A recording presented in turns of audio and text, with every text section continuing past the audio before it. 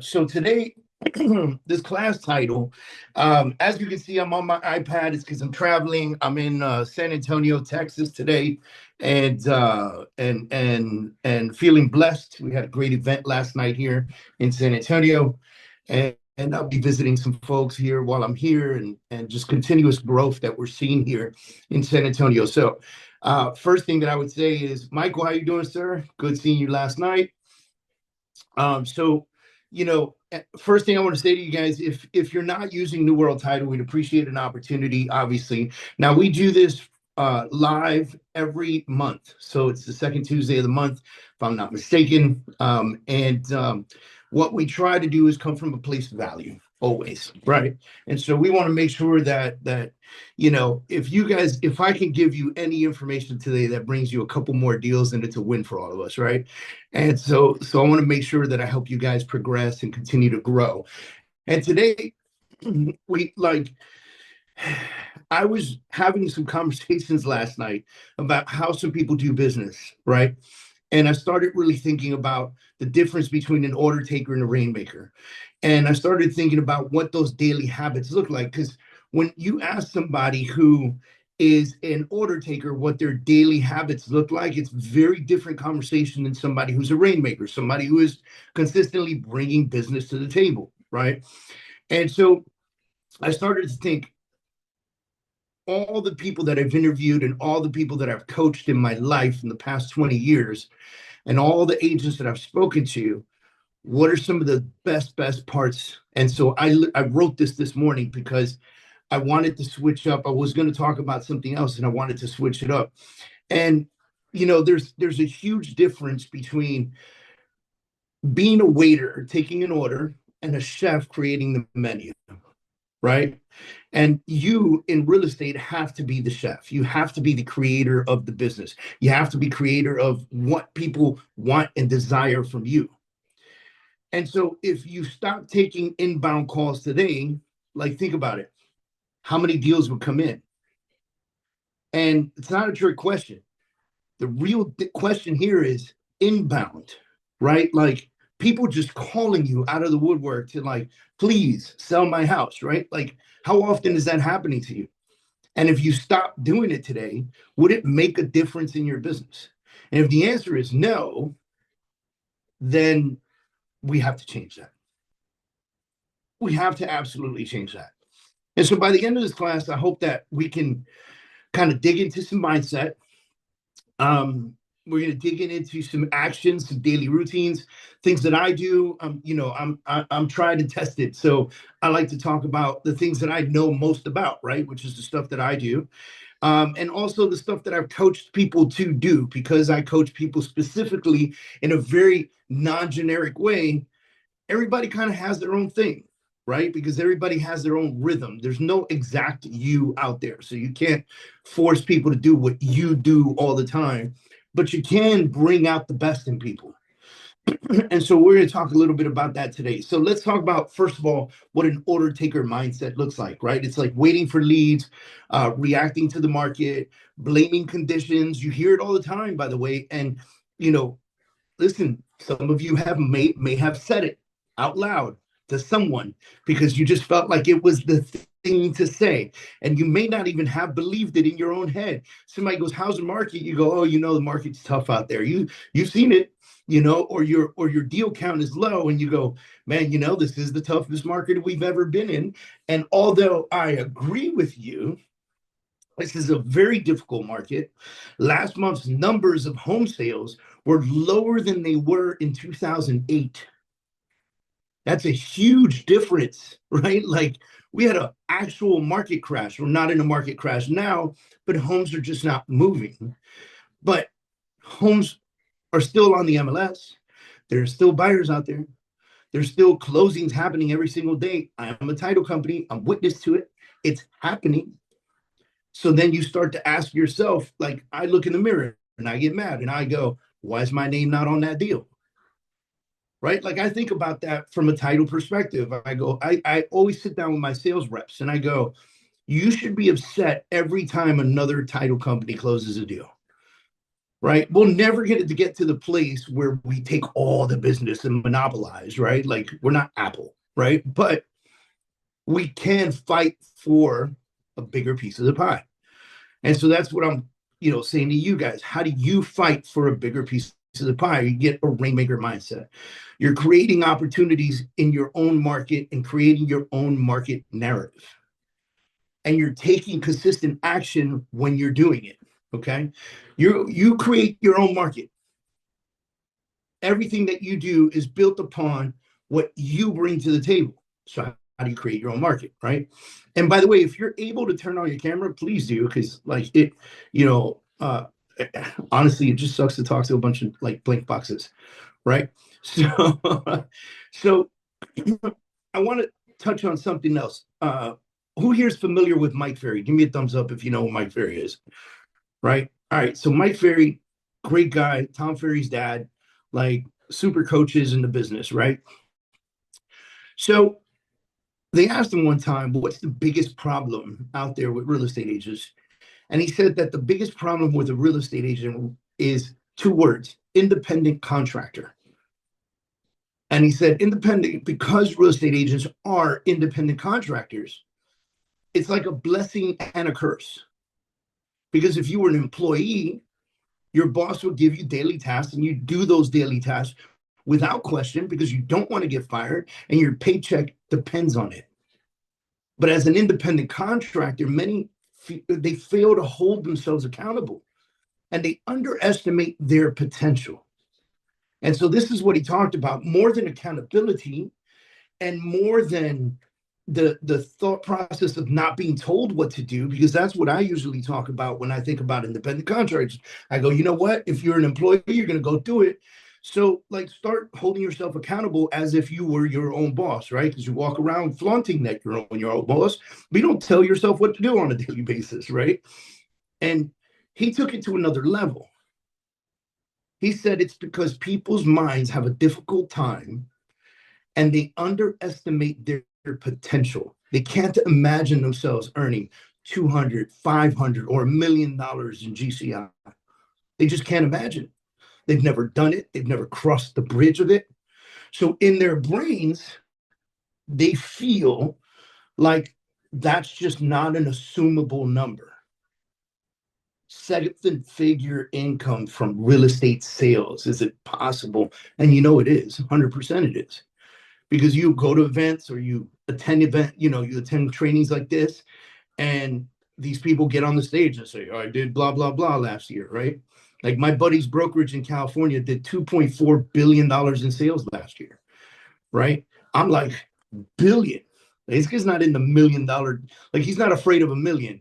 Like he's afraid of not doing 10 billion. Right. And so it's all in the mindset. It's all in the mind concept. Why does one broker have 20 agents and another broker have 20,000 agents?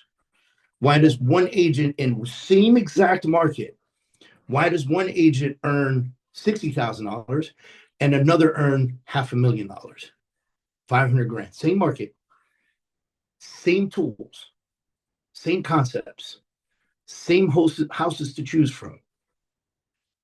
Right? And the freedom without structure often becomes a trap. Like Rainmakers create their own structure. They have the structure that goes into the piece. Let's talk about it. Let's make a perfect example. Two agents, same time. One waits at the office for leads, right? Like if you've got an office to go to, you're waiting at the office for leads, or you're a part of a team and you're just leads, right? And the other one sets daily prospecting goals, executes them relentlessly. 3 years later, which one of them is making six figures? Right? You already know which one it is. It's the one that said, I'm going to set up daily prospecting goals. I'm going to call X amount of people. I'm going to have X amount of conversations. I'm going to turn those conversations to X amount of meetings. And then I'm going to truly work to turn some of those meetings into actual clients. And they do this relentlessly on a daily basis without failure. Right? So what does a Rainmaker do on a daily basis that an order taker does not? Like unmute yourself and tell me what you think if you're a participant. A rainmaker takes action every day. A rainmaker has discipline. Rainmaker has goals. A rainmaker is consistent. We're Huge. not just sitting back taking orders, you know. Right. And then, They're making so it I'll ask you happen this. Why do you think the order taker doesn't do those things, the relentless, consistent action? because it's safe. It feels safe and secure, and it's just enough. So sometimes people just are okay being there, you know, and then some Right. people are not okay with just being enough, and that's when they become those rainmakers. The fire of it all, right? Hmm. All right, I have Michael, a you're question unmuted while you're too. doing this, talking to this. I was in Tobago on a mastermind and talking about 100xing a business. Do you see a lot of, I don't say this in athletes, we say mental block or an athlete's block. Sometimes I see a lot of entrepreneurs have a block Of course they do. within. How can we help them get out of that so they become rainmakers? The Also truth in the is that the truth environment. is, Ingrid, that person needs to ask for help and accept help, right? Okay. I'm a coach. I have Mhm, conversations with people about hiring me as a coach, mhm, and they tell me all their problems, and I tell them, I can help you fix it all. And they mhm. go, cool, how much is it? And I tell them my price, and they go, I can't do it. So I say, okay, let me ask you this. I'm just using round numbers. I'm not giving you guys my prices, right? But I ask them this. I go, you're telling me that you would not invest, let's say, $10,000 into yourself to make another 100. Where else do you get that type of investment? And you know what that is? It's not that they don't want to hire me, and it's also not that they can't afford to, because they'll figure it out. If you need 10 grand for something, you figure it out, right? Because I've been there. I figured it out, right? I hired people along the way. And if I didn't have the money, I was like, yo, I need to borrow $50. I need to borrow $100. Like, I figured it out and paid everybody back who lent me a penny, right? And it's none of that. It's their own disbelief that they can do what I'm going to tell them to do. You do And so That's a have. block. yeah, it has to become, and then once you have that, I ask him, do you believe in yourself? And of course, almost always they go, yeah, yeah, of course I believe myself. I go, I don't think so. And I'm not trying to sell you here. Like, you already told me you're not going to hire me. That's okay. But I will tell you this: when you do break that barrier and you ask for help, I don't care from who it's from, your pastor, your priest, your rabbi, your friend. Make sure the friend that you're asking for help from is like in the place you want to be, not someone equal or lower than you, because you're not going to get the help you're looking for, right? Like, seek that mentor, seek that person who's going to tell you something, and you're not going to get offended by what they tell you. And if you can do that, you'll have serious breakthroughs, serious breakthroughs. And I've been through that. I've gone extremes, right? I knew when I had mental blocks. I've gone extremes. I went to Costa Rica and did ayahuasca for 4 days so I could have a breakthrough. You know what I mean? So I already knew and there was no one else Mhm. in my circle that I could reach out to and say, hey, I'm trying to break this barrier. Can you help me? Because I had already exhausted those options. I'm a man of faith, so I pray every day. So that option remains. It's not that it's exhausted, it just remains. So what did I go do? Drink some tea and see some new light, right? Michael, you had a question, you unmuted, or you had a comment. Jump in. Oh, yeah, I was answering I had an answer for your question about the difference between somebody who is an order taker and a rainmaker. I think it goes back to be, do, have, right? Be is who you are, and if you're the right person, you'll do the things, and if you do the things, you'll have the things, right? And a lot of times people get that, in the wrong order. They want to have the things so they can do the things so they can be the person. But I think that's the biggest difference is who that person actually is, like what's going on in here and in here that Right. stops them from actually going and taking action. And really, we were talking about belief in yourself. It's probably a disbelief in their, going back to your coaching. It's because they don't actually believe that they can do it. And you hit that. And I think the Rainmaker has total belief, and they put in the work, and they fed themselves the right things. They have the right thoughts, the right they're what it's like what they say, what's down in the well comes up in the bucket. So I think you have to be intentional about feeding yourself the right things, so that way you can have the thoughts that lead to the actions that lead to the lead to the things, right? And so it all begins with who you are and the thoughts that you're having, in my opinion. I could be wrong there. No, and I agree with you. And I'm actually going to talk about that now, because it really all does begin with some sort of mindset, right? Like, if you don't believe that you can do it, it won't be done. And you've got to believe that you can do it. Once you believe you can do it, it's fairly easy. Our industry is so easy. Like, our industry, there's no rocket science to this. Everyone knows what to do, but only 10% really, really do it, right? And so imagine this. Let's take the blueprint of a person who is a rainmaker, who's somebody who's doing it every day, right? Let's say 10 minutes of learning, affirmations, journaling, something like that. That's for you, right?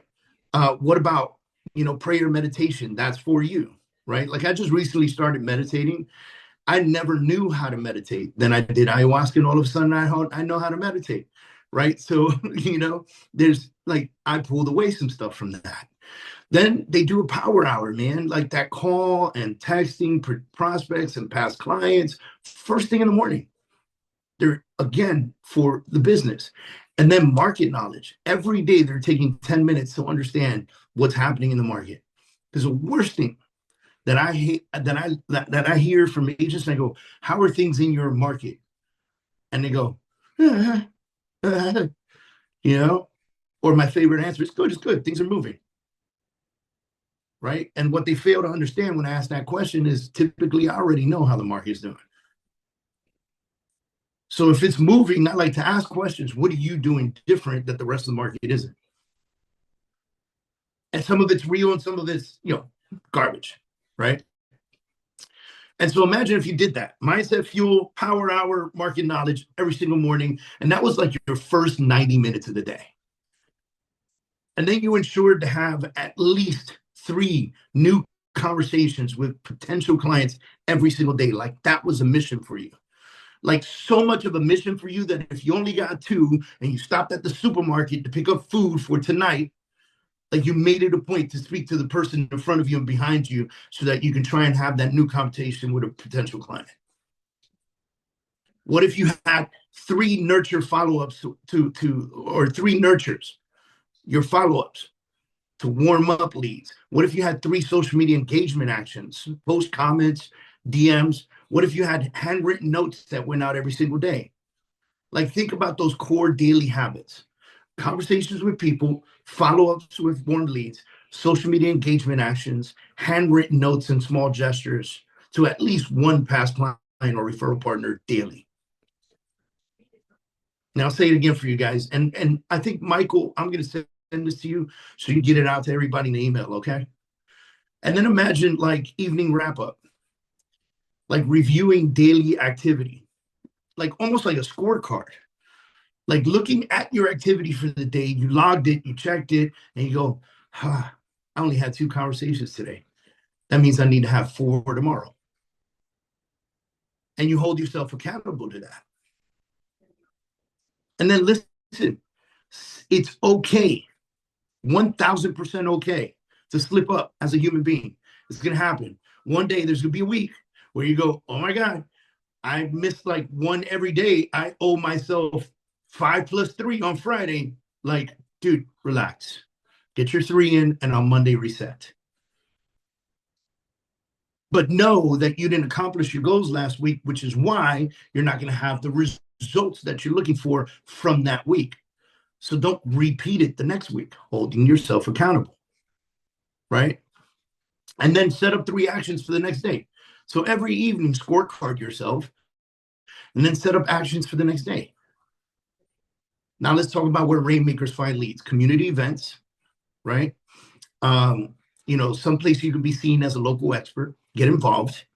join some event places, join some communities, go to Meetup, the Meetup app, see what's happening in your neighborhood, and just go to things. Business partnerships like your loan officers or your insurance agents or your local store owners or your title reps, we are a point where we come across clients all the time too. Why wouldn't you want to be the one that's always in our faces? Right? Farming strategies like door knocking and direct mail and geo-targeted ads, those are huge. I'd like to do direct mail a little bit differently, right? And so maybe I'll give you guys the way that we do direct mail for our team in South Florida, okay? Every 2 weeks, we send the same houses a new letter in the mail, okay? Same houses every time. How do we choose the houses? We chose houses that where the people have lived in it for more than 4 years. They have minimum 30% equity in the home, okay? And we are looking for the strategies or the type of people that are looking to move soon, that have a higher probability of scoring to move very soon. And we focus on those homes. And what we did was we came up with 250 homes that match that criteria, very close to my house. And twice a month, we send them a letter. Every single time. That's how we do our direct mails. You can geo-target ads too. So we're running ads in the area as well, in social media and in Google and in Bing. We use Bing as well. Right? Listen, I've never used Bing before until last month. Somebody goes, David, you know how many people own Windows computers and don't know how to create a Chrome? So everything they search is on Bing. And I was like, wow, I don't think about it. Why? Because everything I have is Mac. And I hate Safari, so I downloaded Chrome. That's what it is. And then leveraging past clients, like from client referrals and intentional outreach. This is the kind of stuff that Rainmakers are getting leads from. And so they're using super simple scripts like, hey, I'm checking in to see how you're doing. How's everything with Jack and Jill and Johnny? And how's the dog? And this and that. That's your past client script. So easy. But you know how many people actually reach out to their past clients? Very few. I remember years ago, there was a stat that came out. And the stat said that 90% of people who purchased homes or sold homes in that year said that they would absolutely use their real estate agent again.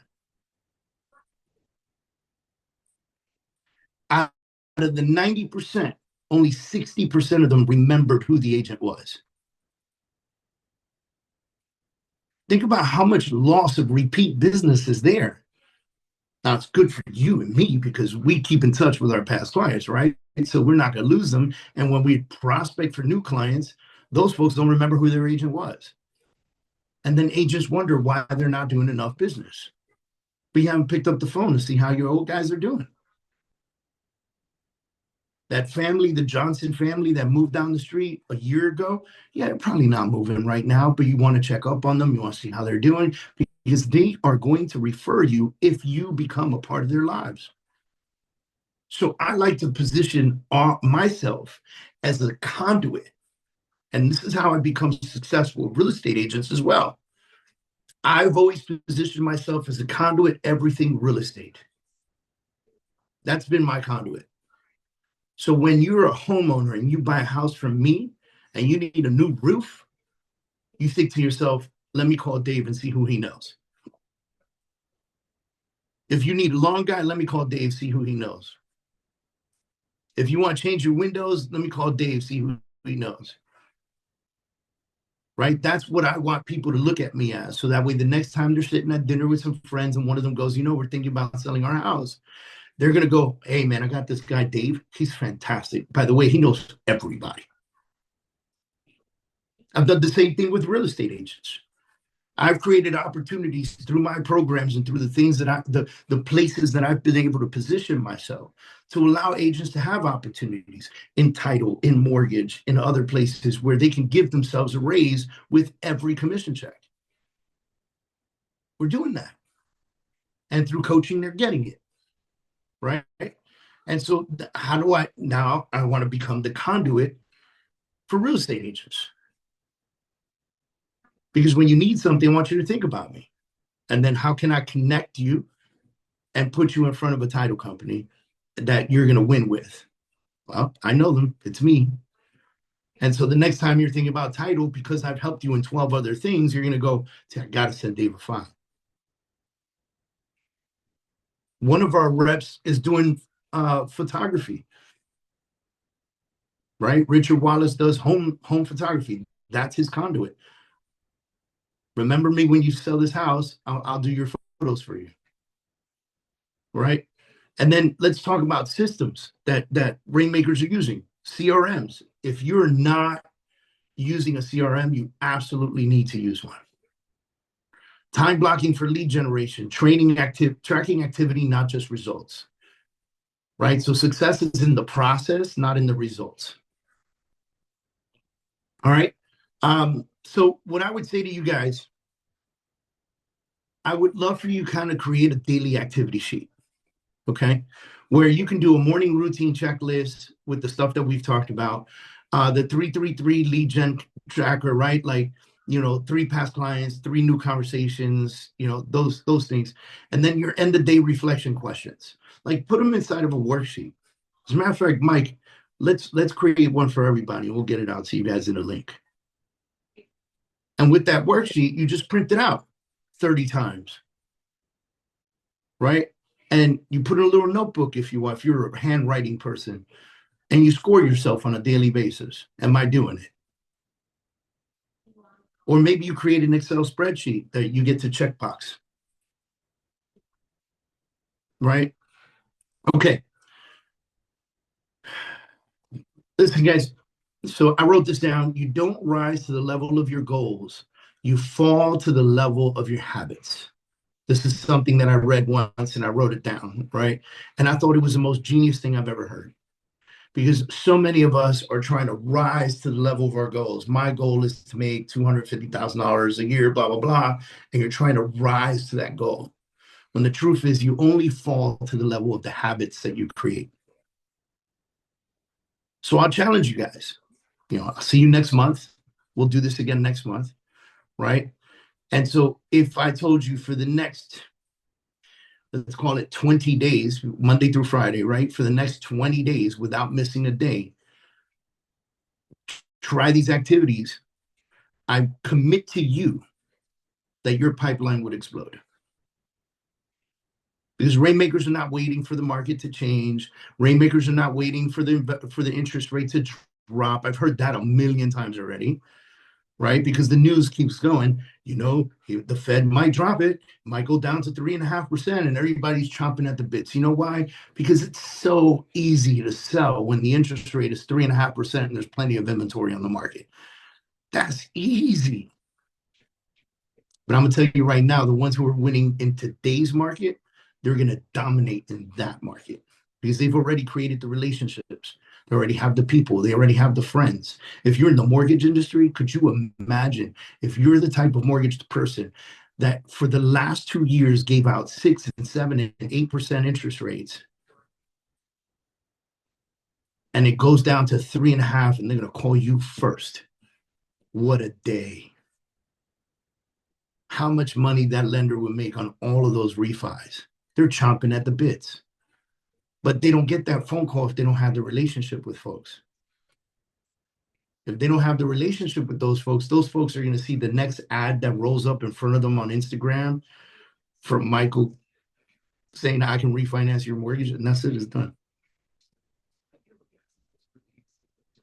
All right. So any questions for me before we step off for the day?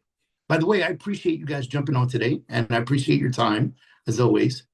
Any questions for me before we jump off?